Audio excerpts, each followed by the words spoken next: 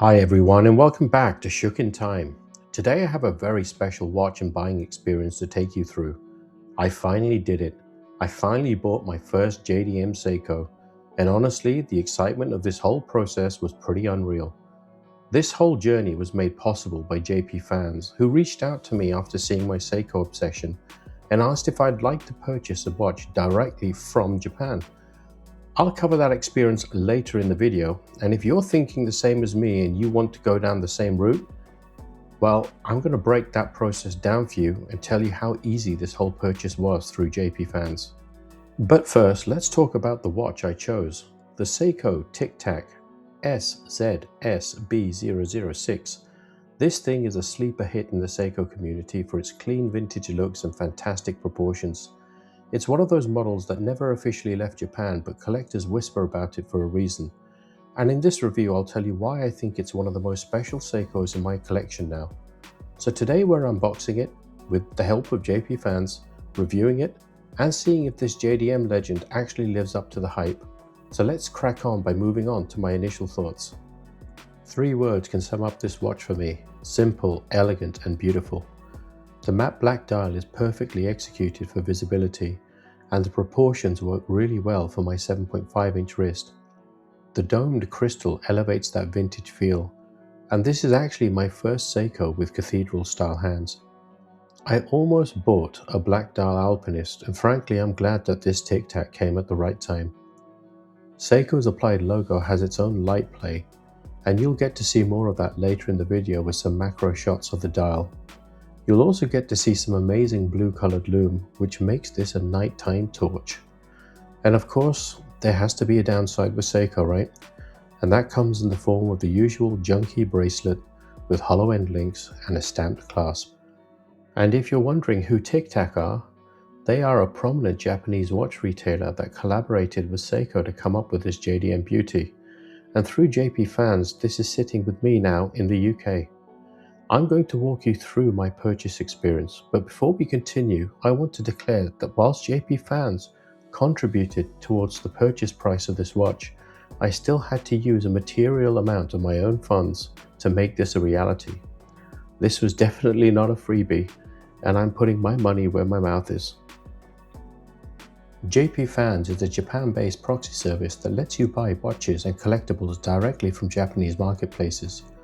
Places we normally can't access outside Japan.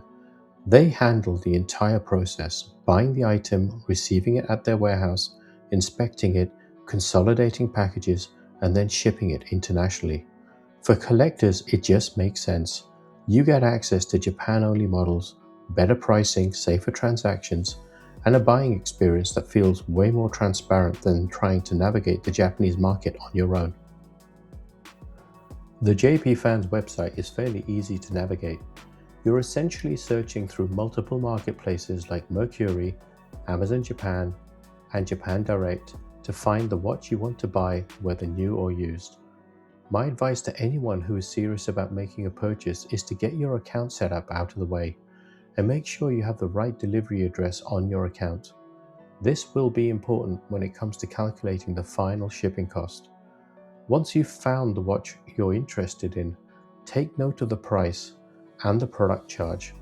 This is usually 5% on top of the listed price, but can vary. You will need to ensure you have the base price plus the product charge plus the shipping fee topped up in your account before the order will go through. There are also coupons you can select at the time of payment to reduce the price of things like international shipping fees. Once the order is placed, you will get email confirmation and notifications as each stage of the purchase process is completed. There is total clarity and tracking of your watch, and the best bit is that once JPFans have received this at their warehouse, they will send you quality control pictures for you to inspect before final approval and shipping. From the time of order to delivery in the UK, the tracking process was very clear, with notifications sent to my email address.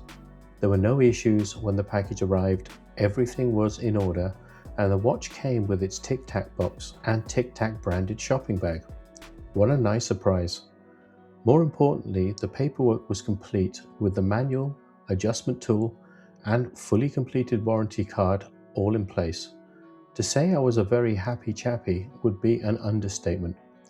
And obviously the bit that mattered the most, the watch was as described, brand new, no damage, and ready to be salivated over. Please note there will be a customs fee that needs to be paid before delivery. That was done through UPS, who sent me a link for payment. Very, very easy. It took a total of less than 7 days to arrive at my doorstep from the time of order. Now let's get back to the watch and take a look at the specifications. The guide price from me is anywhere between $400 and $650 depending on condition and country of purchase, after you've factored in things like import taxes.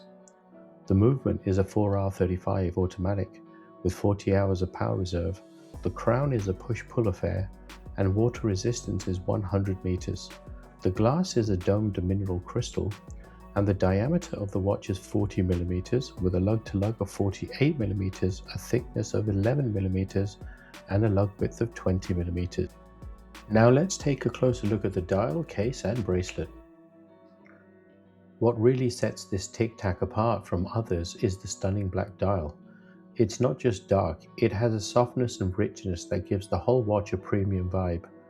Having recently reviewed a bunch of Hamilton car keys, this black dial has a very similar feel. There's also this subtle texture and depth that only shows up when you tilt it. The kind of detail Seiko hides in their JDM pieces that photos never do justice to. Paired with the warm glow of mineral glass, the whole watch takes a softer, more vintage-inspired character. The hard legs gives you that gentle distortion at the edges, and a warm reflection, that nostalgic charm you just don't get with sapphire. It's one of those dials that rewards you every time you look at it. Simple at first glance, but full of tiny details that make this a collector's dream. Now let's talk about the case and bracelet, because this is where the watch starts to show its entry-level Seiko roots. The case finishing is classic Seiko. Clean brushing on the top, smooth polishing on the sides, and those gentle curves that make it feel more refined than the price would suggest. It's simple, but it's done well, if not flashy.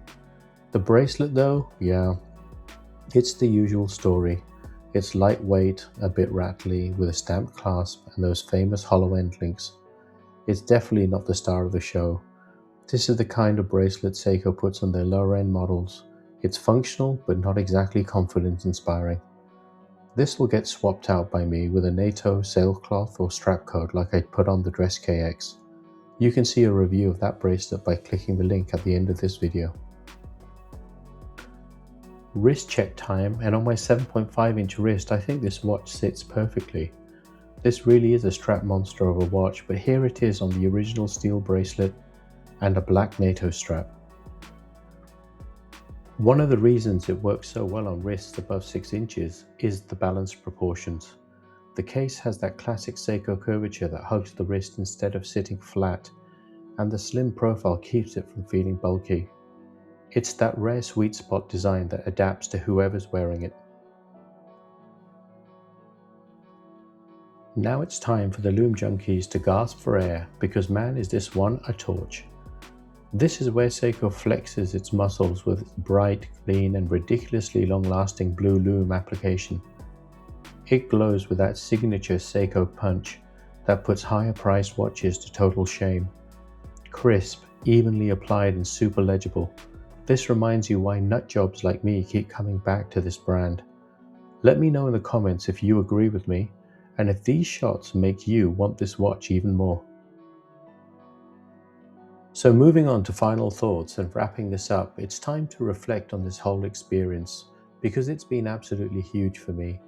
Getting my first JDM Seiko wasn't just another watch purchase, it felt like I was unlocking a whole new level of my watch collecting journey. And honestly, the process was made so much easier thanks to JPFans. They took what could have been a confusing, risky overseas buy and turned it into something smooth, transparent and actually fun. I really hope that by walking you through my buying journey, it gives some of you the confidence to finally take that plunge and pick up a Japan-only piece for yourselves. It's not as intimidating as it seems, and the reward is absolutely worth it. And as for the watch itself, this thing is a true GADA watch. Dress it up, beat it up, wear it anywhere, it just works. But more importantly, it's a conversation starter. It's not just another "is that a Rolex" moment.